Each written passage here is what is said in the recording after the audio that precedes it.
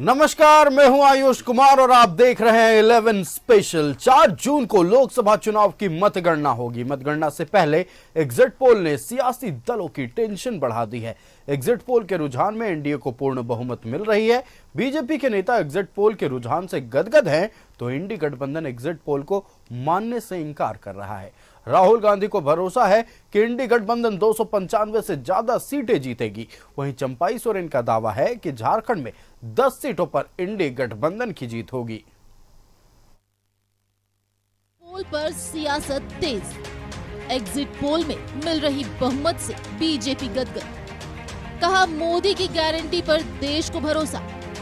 राहुल गांधी का दावा, exit poll media पोल। राहुल गांधी को भरोसा, 295 सीटों पर होगी जीत। चंपई सोरेन का दावा, झारखंड में 10 सीटों पर जीत पक्की। लोकसभा चुनाव के एग्जिट पोल में एनडीए को प्रचंड बहुमत मिल रही है।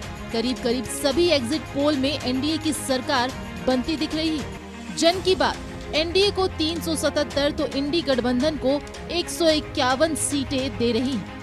रिपब्लिक भारत मैट्रीज एनडीए को 361 तो इंडी गठबंधन को 126 सीटें दे रही हैं। रिपब्लिक टीवी पीएमआरक्यू एनडीए को 359 सीटें दे रही हैं, तो इंडी गठबंधन को 154 सीटें दे रही हैं। India news D dynamic in NDA को 371 सीटें तो इंडी गठबंधन को 125 सीटें दे रही हैं। वहीं न्यूज नेशन एनडीए को 360 तो इंडी गठबंधन को 160 सीटें दे रही हैं। बीजेपी के नेता एग्जिट पोल से गदगद है। गोड्डा लोकसभा सीट से बीजेपी प्रत्याशी निशिकांत दुबे ने कहा है कि देश में एक ही गारंटी चलती है, वो है मोदी की गारंटी।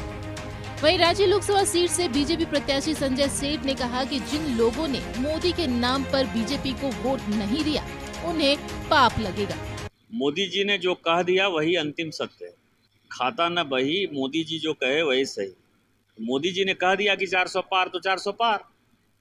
अब लोग पूरे चुनाव कैंपेन में क्या चर्चा होती रही, 300 सीट आएगा कि 272 सीट आएगा कि 350 सीट आएगा कि अहंकारी हो गए, घमंडी हो गए, लेकिन 400 सीट के इर्द गिर्द तो चर्चा रही। तो माननीय मोदी जी विश्व के सबसे बड़े कम्युनिकेटर हैं, सबसे बड़े ट्रेंड सेटर और सबसे बड़े आइकॉन हैं। आज सारे एग्जिट पोल यही कह रहे हैं, अब तो चुनाव खत्म हो गया ना, किसी को प्रभावित करने की आवश्यकता नहीं है, ना मोदी जी को खुश करने की आवश्यकता है।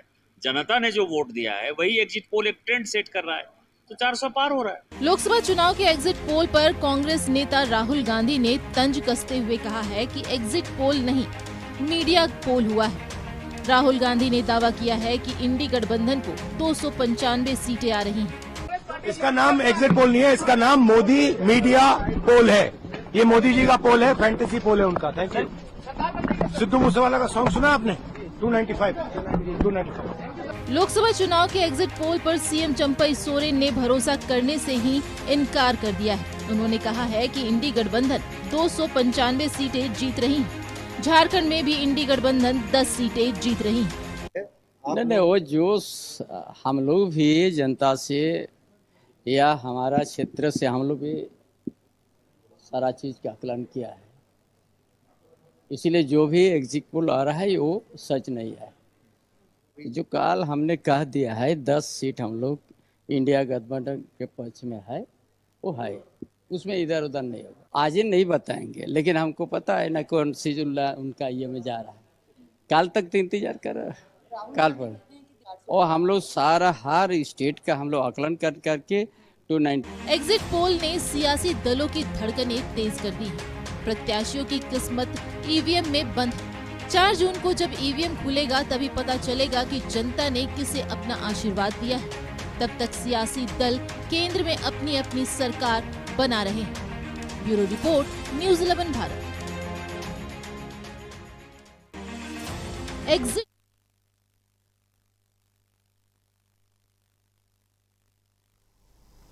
देश भर में मतदान संपन्न हो गए। अब सबकी नजरें चुनावी परिणामों पर टिकी हुई है जो 4 जून को आने वाली है। इससे पहले कयास लगने शुरू हो गए हैं, साथ ही कई भविष्यवाणियां भी सामने आने लगी है। इस संबंध में ज्योतिषियों ने भी अपनी राय दी है। हर किसी ने नरेंद्र मोदी के पीएम बनने की भविष्यवाणी की, हालांकि संख्या बल पर कोई स्पष्ट मत नहीं दिया है। के नतीजे आने के बाद हर कोई इसके परिणाम जानने को व्यग्र है। इस संबंध में हमने कुछ ज्योतिषियों से संपर्क किया। लाल बाबा के नाम से मशहूर सुनील बर्मन ने भविष्यवाणी की है कि प्रधानमंत्री नरेंद्र मोदी एक बार फिर प्रचंड बहुमत से आएंगे। 4 जून की स्थिति प्रधानमंत्री के अनुकूल है। पीएम की कुंडली के हिसाब से हर तरफ मंगल ही मंगल है। पहले जो भी देखा गया हम उसको छोड़ भी दें।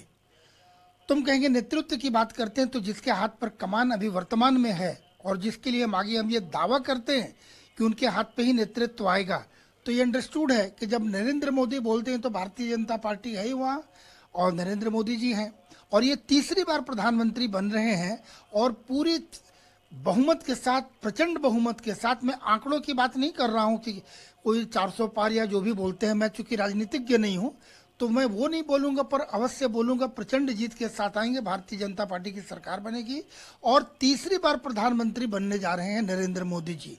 रांची यूनिवर्सिटी में एस्ट्रोलॉजी डिपार्टमेंट के एस.के. घोषाल ने 2019 में एग्जिट पोल के विरुद्ध जेएमएम के सरकार बनने की भविष्यवाणी की थी। वे कहते हैं कि इस बार मोदी के प्रधानमंत्री बनने के पूरे योग्य हैं, लेकिन ऐसा भी संभव है कि वे बीच में किसी और को प्रधानमंत्री बना दें।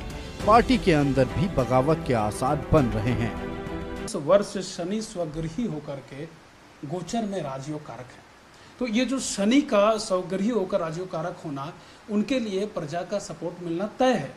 लेकिन ऐसा भी है कि गोचर में और भी कुछ ऐसे प्लैनेट से अगर हम उनकी बात करें तो जिसमें सप्तम भाव में शुक्र, सूर्य, बुध और गुरु, ये 4 ग्रह बैठे हैं, जिसमें शुक्र सप्तम भाव में स्वगृही होकर राजयोग कारक है। मोदी जी का जो ये जो टर्म होगा 3.0 की अगर हम बात करें तो इसमें भी पूर्ण जो उनका काल रहेगा उसमें उनका योगदान हो, इसकी भी संभावना कम लग रही है। ये भी हो सकता है कि वो अपनी जगह किसी और को भी स्थान दे सकते हैं एक समय के पश्चात। ज्योतिषी जन्म पत्रियों और ग्रह नक्षत्रों के आधार पर भविष्यवाणी करते हैं। हम किसी को प्रमाण पत्र नहीं दे रहे हैं, लेकिन ये विश्व की सबसे पुरानी विधि है और इस पर करोड़ों लोगों का विश्वास है, जिसे नकारा नहीं जा सकता। रांची से कैमरामैन हेमंत के साथ शाहनवाज अख्तर की रिपोर्ट। तो चलिए, एक तरफ एग्जिट पोल, एक तरफ ज्योतिषियों का एग्जिट पोल, दोनों ये कह रहा है कि एनडीए आ रही है और प्रधानमंत्री नरेंद्र मोदी बन रहे। एग्जिट पोल पर चर्चा करने के लिए हमारे साथ न्यूज रूम से हमारे संवाददाता राजेश लाइव जुड़ चुके हैं। राजेश, देखिए एग्जिट पोल पर हम पहले भी चर्चा कर चुके हैं, लेकिन ये जो 400 पार का आंकड़ा था, ठीक है, एग्जिट पोल में कई ऐसे एजेंसियां हैं जो 400 पार का आंकड़ा दिखा रही है। क्या बीजेपी को लग रहा है कि ये 360 या 370 वाले रुझान रहेंगे या सही में 400 पार जा रहे हैं? देखिए, जब रणनीति बनती है, चुनावी रणनीति, तो मनोबल को ऊंचा रखने के लिए और कहें कि अपने पार्टी के नेता और कार्यकर्ताओं को एक टास्क देने के लिए ऐसे लक्ष्य निर्धारित किए जाते हैं कि हमें इस लक्ष्य को प्राप्त करना है, और उसी का हिस्सा है 400 पार। एनडीए 400 पार बहुत सोच समझ के इन लोगों ने किया, ताकि हम जीत तो रहे ही हैं, सरकार भी बनाएंगे, लेकिन इतना सशक्त तरीके से हम जीतेंगे कि विपक्ष को भी बहुत खास जगह नहीं मिल पाए। तो यही कुछ इसके पीछे रणनीति रही है। लेकिन जहाँ तक एग्जिट पोल के आंकड़े आने के बाद बीजेपी नेताओं का कहना है, अब भी कहना है कि वे 400 पार जाएंगे। थोड़ी देर पहले हमारी बात हुई है बाबूलाल मरांडी से, उन्होंने कहा कि बिल्कुल 400 पार का आंकड़ा है और कुछ एजेंसियों ने तो रिफ्लेक्ट भी किया है 400 से ऊपर के आंकड़े को। अब देखना है एग्जैक्ट पोल या जो रिजल्ट आता है वो कैसा होता है, जो आंकड़े आते हैं वो कितने किस मार्क को छूते हैं। लेकिन इस बात में कहीं कोई शक नहीं दिख रहा, अगर हम इन आंकड़ों पर विश्वास करें तो, कि एक बार फिर से मोदी सरकार बनने जा रही है और पूरे बहुमत के साथ बनने जा रही है। अब ये अलग बात है कि इंडिया अलायंस के लोग जो हैं वो अलग दावा कर रहे हैं, उन्हें इन आंकड़ों पर भरोसा नहीं। उनका कहना है कि जब 4 तारीख को मतगणना होगी तो सारे आंकड़े सामने आएंगे और तब कहीं एनडीए को झटका लगेगा और मोदी सरकार चली जाएगी और एक नई सरकार बनेगी। आपने देखा कि कल इंडिया अलायंस के घटक दलों की एक बैठक दिल्ली में हुई, जिसमें बाद में ये कहा गया कि 295 प्लस, यानी सरकार बनाने का जो आंकड़ा होता है वह इंडिया अलायंस के पास है, ऐसे दावे किए गए। लेकिन बीजेपी और एनडीए का अन्य घटक दलों का कहना है कि सपने देख रहे हैं, कहीं भी इसके कोई आसार नहीं है। जितने भी चैनल ने आंकड़े दिखाए हैं या एग्जिट पोल के तहत जो भी एजेंसियों के सर्वेक्षण रहे, उसमें कहीं भी इस तरह के आंकड़े नहीं है कि 200 तक भी इंडिया अलायंस पहुंच जाए। तो जाहिर सी बात है कि जो एग्जिट पोल है वो थोड़े तार्किक होते हैं और बहुत मेहनत से तैयार किए जाते हैं। किसी एक का भी अगर सहारा इंडिया अलायंस को मिलता तो शायद उनकी बातों पर लोग भरोसा कर सकते थे। फिलहाल तो वह है, आपको भी इंतजार है, हमें भी इंतजार है, देश की जनता को इंतजार है, सभी राजनीतिक दल को इंतजार है। झारखंड के लिए आंकड़े एनडीए के लिए चिंताजनक दिख रहे हैं। कुछ एजेंसियों का कहना है कि 8 से 10 सीट पर एनडीए सिमट जाएगी झारखंड में। मतलब साफ है कि 2019 के मुकाबले इस बार एनडीए की सीट झारखंड में कम होने वाली है। हाँ, ये बात है कि जिन एजेंसियों के आंकड़ों पर हम ये बात कर रहे हैं या बीजेपी के नेता कह रहे हैं उसमें यह भी बात है कि झारखंड में एनडीए को नुकसान हो रहा है। अब कहीं 8 से 10 की किसी एजेंसी ने बताया है, किसी ने 11 का बताया है। तो जाहिर सी बात है कि 12 सीटें अभी सीटिंग में थी एनडीए के पास, उनमें से 1-2 घट भी सकती है, क्योंकि राज्य में कुछ एक विषय ऐसे हुए हैं जिस कारण से संभवतः एक बीजेपी के प्रति उन विषयों में से एक पूर्व मुख्यमंत्री हेमंत सोरेन का जेल जाना है, तो इसका असर रिजल्ट पर पड़ सकता है।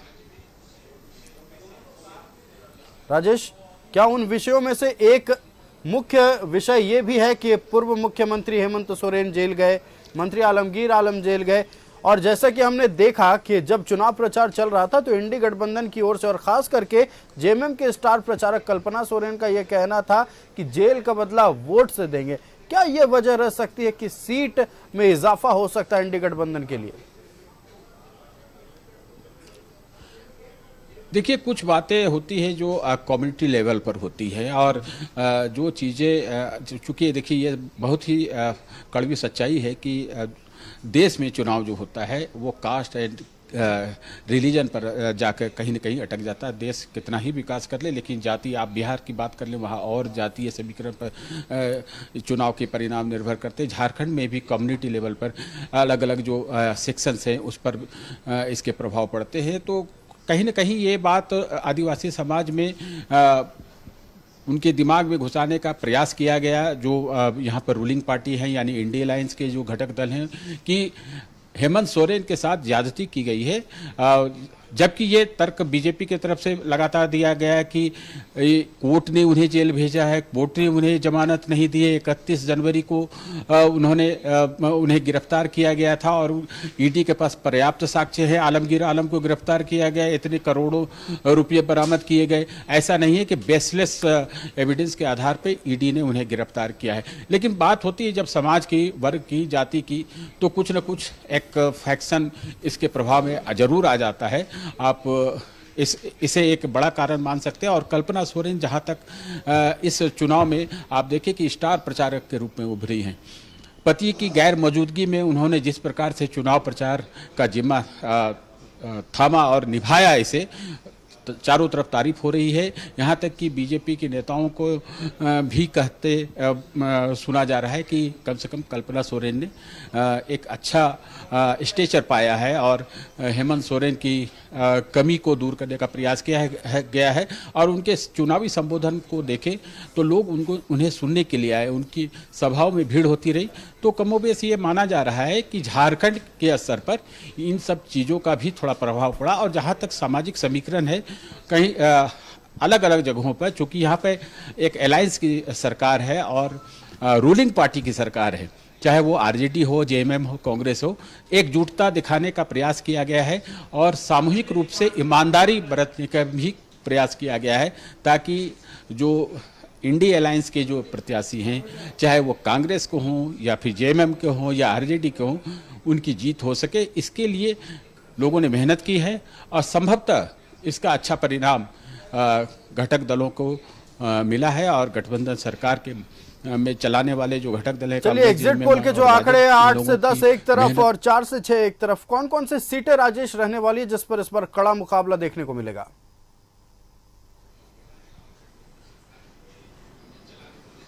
देखिए आयुष, हम अगर फरवरी से लेकर अभी तक की बात करें, फरवरी में एक तरफा माहौल लग रहा था, पूरे देश में ऐसा माहौल लग रहा था कि जैसे बीजेपी को वॉकओवर मिल रहा है, बीजेपी है पूरे देश में, एनडीए ही एनडीए है और कहीं कुछ।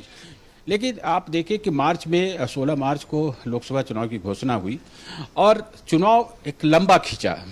आप देखें कि 1 जून तक ये 7वां चरण हुआ, 4 जून को मतगणना होगी, तो कहीं न कहीं एक समय मिला इन लोगों को, इंडिया अलायंस के लोगों को, कि वो अपनी ज़मीन को तैयार कर सके। बहुत अच्छी रणनीति के तहत इन लोगों ने सीट बंटवारा भी किया। कुछ एक जगहों पर भले मरमरिंग हुई या कुछ भीतरघात भी हुए, कुछ बागी प्रत्याशी भी सामने आए, लेकिन एक प्रयास जरूर सफल दिख रहा है कि इन लोगों को समय अच्छा मिला, कुछ अच्छे मुद्दे मिल गए। जैसे देखिए, आप संविधान बदल देंगे, ये आरोप लगाया गया बीजेपी पर, केंद्र की मोदी सरकार पर, कि अगर 400 पार होगा तो संविधान बदल दिया जाएगा, आरक्षण खत्म कर दिया जाएगा। इसको इन लोगों ने बहुत प्रचारित किया और इसका असर हुआ। कहीं न कहीं भले ये गलत बात हो, संविधान को बदला नहीं जा सकता, ये हम आप सभी जानते हैं कि संविधान को देखने के लिए उसका गार्जियन है, सुप्रीम कोर्ट है, उसे कहीं जुडिशियल रिव्यू से गुजरना पड़ता है। तो लेकिन फिर भी सामान्य रूप से जो लेमन है या जो बहुत ज़्यादा इस पर क्वेरी नहीं करते, उनको ये ज़रूर बात हो सकती है कि 400 पार के बाद हो सकता है कि कहीं न कहीं सरकार इतनी सशक्त हो जाए कि कुछ भी कर सकती है। इसका भी एक निगेटिव एस्पेक्ट बीजेपी के खिलाफ गया और धीरे धीरे जब एक पक्ष कमजोर होता है तो दूसरा पक्ष मजबूत होता है। आपने कई बार देखा है कि खेल में जब कोई कमजोर खिलाड़ी होने लगता है, थक जाता है या उसकी कुछ कमजोरियां सामने आती है, तो दूसरा जो है कमजोर वो भी सशक्त रूप से सामने आ जाता है। तो बिल्कुल, इंडिया अलायंस के लोगों ने जुड़ने के लिए और इस एग्जिट पोल पर तमाम बातचीत करने के लिए बहुत बहुत धन्यवाद। तो एग्जिट पोल के आंकड़े एक तरफ खुशी बढ़ाए हुए हैं, दूसरी तरफ की पार्टी कहती है कि हम इस एग्जिट पोल को नहीं मानते, हम एग्जैक्ट पोल को मानते हैं, जो कि 4 जून के आने वाला। और भी चर्चा करने के लिए हमारे साथ संवाददाता श्रीकांत लाइव जुड़ चुके हैं। श्रीकांत, देखिए, हमने कई तरह के पहलू इस बार देखे, लेकिन एग्जिट पोल के आंकड़े जो इस बार झारखंड के लिए आए हैं, हालांकि देश के आंकड़े जो हैं वो कहीं ना कहीं बीजेपी को और एनडीए में जितने भी दल हैं उनको खुश कर रही है, लेकिन 8 से 10 सीट दिख रहा है इस बार एग्जिट पोल के रुझान में कि एनडीए को 8 से 10 सीट मिलेगा, वहीं 4 से 6 सीट। कौन कौन से मुद्दे रहे जो जिसे लेकर रेस में कहीं ना कहीं इंडी गठबंधन आगे निकलती नजर आई? देखिए, निश्चित तौर से आपने बिल्कुल सही कहा है। और झारखंड में सबसे पहले आयुष में आपको बता दूं कि 4 जो सीटें हैं जिन पर पूरे राज्य के साथ साथ दूसरे राज्यों की भी और राजनेताओं की नजर है, सबसे पहले हम अपने दर्शकों को बता दें, जो 4 सीटें हैं वो सिंहभूम, खूंटी, गोड्डा, दुमका, इन 4 सीटों पर लड़ाई भी कांटे की टक्कर रही है। और अगर आप कहें कि मुद्दे, तो निश्चित तौर से झारखंड जो है इस बार एक तरफ एनडीए के पास सबसे बड़ा जो मुद्दा था वो मोदी जी के विकास की मुद्दे को लेकर वो आगे बढ़ रहे थे, मोदी जी की गारंटी को अपने साथ में रखे हुए थे। उनका कहना था कि जिस तरीके से मोदी जी ने लॉकडाउन में विकास किया हो, अनाज दिया हो, घर दिया हो, और मोदी जी ने जिस तरीके से 5 लाख का इलाज दिया, इन सभी बातों को लेकर जो एनडीए के प्रत्याशी हैं, अगर आप कम शब्दों में समझेंगे तो मोदी के चेहरे के साथ एनडीए के सभी नेता हों, चाहे वो निशिकांत जैसे नेता हों या फिर ढुल्लू महतो जैसा नेता हों, सभी नेताओं के पास एक ही चेहरा था, वो थे नरेंद्र मोदी। और उनके नाम पे एनडीए ने चुनाव लड़ा और उनका कहना था कि इस बार जो वादे छूट गए हैं, मोदी सरकार जब तीसरी बार आएगी तो इस बार उससे कई अधिक विकास देखने को मिलेगा। और इंडिया अलायंस की अगर आप बात करें तो निश्चित तौर से इंडिया अलायंस ने अपने पास कई मुद्दे रखे थे। इंडिया अलायंस ने कहा था कि जिस तरीके से झारखंड के साथ में भेदभाव किया गया, झारखंड के साथ में जिन योजनाओं को लागू करना था उन योजनाओं के साथ में परहेज, और जिस तरीके से केंद्र ने सौतेला व्यवहार किया, और कई सारे मुद्दे रहे। और अलग अलग इलाके के अलग मुद्दे हैं आयुष। संथाल में अगर आप जाते हैं तो वहां के मुद्दे, स्थानीय मुद्दे चेंज हो जाते हैं। बुनियादी सुविधाओं के लिए आज भी संथाल के कई इलाके जो हैं वहां के लोग जद्दोजहद कर रहे हैं। कोयलांचल में मुद्दा चेंज हो जा रहा है, कोयलांदल में जो लड़ाई है वो अलग हो जाती है। और अगर आप उत्तरी छोटा नागपुर की बात करें या कोल्हान की बात करें, सभी जगह के अपने अपने मुद्दे हैं। लेकिन इंडिया गठबंधन लगातार ये दावा कर रहा है कि हमें 6 से अधिक सीटें आएंगी। इंडिया अलायंस के जो भी नेता हैं झारखंड के, जैसे सीएम चंपई सोरेन ने कहा कि हम झारखंड में 10 सीट जीत रहे हैं, उनका दावा था, उनका निजी दावा था। इंडिया अलायंस के भी जो नेता हैं झारखंड मुक्ति मोर्चा के सुप्रियो भट्टाचार्य, उन्होंने दिल्ली में जाकर बयान दिया कि हम 10 सीटें जीत रहे हैं। लेकिन जो एग्जिट पोल बता रहे हैं, जो एग्जिट पोल इशारा कर रहे हैं, अलग अलग जो सर्वे किए गए हैं कि 8 से 10 सीटें जो हैं झारखंड में एनडीए को आ सकती हैं और 4 से 6 सीटें इंडिया अलायंस को आ सकती हैं। हो सकता है ये 10 से आंकड़ा बढ़ भी जाए, 11 तक भी हो जाए। एनडीए की एक और सीट है गिरिडीह की, लेकिन ये आने वाले वक्त में बस एक दिन का इंतजार है और एक दिन के बाद दर्शकों को ये मालूम पड़ जाएगा कि झारखंड की सत्ता पर किसका राज होगा और झारखंड के दिल में कौन राज करेगा। लेकिन निश्चित तौर से आयुष, इस बार चुनाव में हमने देखा कई सीटों पर सीधी टक्कर थी। आप दुमका की बात कर लें, गोड्डा जैसे सीट पर अगर आप देखते हैं तो कभी नजदीकी लड़ाई हो गई थी, और वहीं आप धनबाद जैसे सीट को देखिए, हॉट सीट थी, वहां पर लड़ाई नजदीकी, तो कई सीटों पर लड़ाई नजदीकी हो गई थी। और अगर आप राजमहल की बात कर लें, गोड्डा की बात कर लें, गिरिडीह, तो निर्दलीय प्रत्याशियों ने जो है वो इस पूरे खेल को रोचक बना दिया है। और इन 3 सीटों पर कहीं ना कहीं लड़ाई बीच में ऐसा लग रहा था कि त्रिकोणीय आके खड़ी हो गई है। गिरिडीह में जयराम महतो की बात कर लीजिए, गोड्डा में अगर आप बात कर लें तो निश्चित तौर से अभिषेक झा, और राजमहल में बात कर लीजिए तो झारखंड मुक्ति मोर्चा के जो बागी नेता थे लोबिन हेम्ब्रम। अब सबसे बड़ी बात है कि ये तीनों बागी इन तीनों सीट पर किसका खेल बिगाड़ेंगे, ये तो 4 तारीख को दोपहर तक खुलासा हो जाएगा कि आखिर उन्होंने एनडीए को नुकसान पहुंचाया है या इंडिया को फायदा पहुंचाया है, या इंडिया को नुकसान पहुंचा है या एनडीए को फायदा पहुंचा है। अब सबसे बड़ी बात है कि इस साल ही, इस वर्ष ही झारखंड में विधानसभा के चुनाव होने हैं, तो इन नतीजों का सीधा सीधा असर कहीं विधानसभा चुनाव पर ना पड़े। लोकसभा की बात करेंगे आप, तो अगर गिरिडीह लोकसभा की बात करेंगे तो गिरिडीह लोकसभा जहां इस वक्त हम खड़े हैं वहां पर धनबाद के 2 सीट हैं, बोकारो का 2 सीट है और गिरिडीह का 2 सीट है। कुल मिला के 6 सीट के समीकरण है और 6 में से 4 पर इंडिया अलायंस का कब्जा है, 2 सीटों पर एनडीए का कब्जा है। तो कुल मिलाकर देखिए तो ये जिम्मेवारी तब बढ़ जाती है कि आखिर जब 4 सीटें इंडिया अलायंस की हैं तो आखिर दबदबा किन के पक्ष में है। और अगर जिन विधायकों के क्षेत्र से उनके प्रत्याशी के लिए वोट बैंक कम होगा तो उन्हें उन इलाकों में मेहनत करने की जरूरत है। गोड्डा की बात कर ले तो मधुपुर का इलाका ले लीजिए, देवघर का इलाका ले लीजिए या गोड्डा का इलाका ले लीजिए। निश्चित तौर से ये चुनाव का परिणाम जो है वो कहीं ना कहीं बड़ा असर डालेगा विधानसभा चुनाव पर भी। और इसके बाद अगर आप देखेंगे तो लड़ाई शुरू हो जाएगी विधानसभा की। तो कुल मिलाकर जो सर्वे है, अगर हम पूरा सर्वे देखते हैं पूरे झारखंड को, न्यूज 11 भारत की टीम ने चप्पे चप्पे पर हर एक स्थान श्रीकांत, आप इस वक्त गिरिडीह में मौजूद है। गिरिडीह में जब चुनाव हो रहा था, जब मतदान होने वाले थे, तो उस वक्त ये समीकरण बैठ रहा था और ये कयास लग रहे थे राजनीतिक गलियारों में कि इस बार जयराम महतो की पार्टी कहीं ना कहीं सीपी चौधरी को परेशान कर सकती है। लेकिन इस बार पूरी तरह से आश्वस्त नजर आ रहे हैं गिरिडीह के लोग, गिरिडीह के खास करके अगर बात करें चंद्र प्रकाश चौधरी के बारे में, और एनडीए के लोग भी पूरी तरह से आश्वस्त नजर आ रहे हैं। श्रीकांत, आपका हमारे साथ जुड़ने के लिए और तमाम जानकारी के लिए बहुत बहुत धन्यवाद। तो एग्जिट पोल एक खेमे में खुशी लाई हुई है, दूसरी तरफ कांग्रेस का कहना है और जेएमएम भी कह रही है कि हमें इंतजार है 4 जून का, और 4 जून को पता चलेगा कि आखिरकार जनता ने किसे आशीर्वाद दिया है।